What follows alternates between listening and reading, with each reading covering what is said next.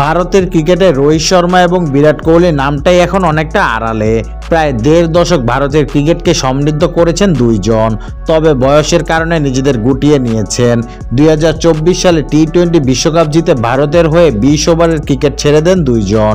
Test চ্যাম্পিয়নশিপের final নিশ্চিত না হওয়ার পর টেস্ট ক্রিকেটকেও দুজন বিদায় বলেছেন। রোহিত শর্মা এবং বিরাট কোহলি এখন আছে কেবল ওয়ানডে ফরম্যাটের দলে। দুইজন নিজেদের ধরে রেখেছে 2027 বিশ্বকাপ পর্যন্ত। তবে ভারতীয় ক্রিকেটের কিংবদন্তি সৌরভ গাঙ্গুলী মনে করেন কেবল এক ফরম্যাট খেলা চালিয়ে পরের বিশ্বকাপে জায়গা পাওয়া কঠিন হতে পারে রোহিত এবং কোহলির জন্য। ভারতের গণমাধ্যম পিটিআইয়ের সঙ্গে আলাপকালে সৌরভ গাঙ্গুলী বলেন, বছরে 15 ম্যাচ খেলা এটা সহজ হবে না।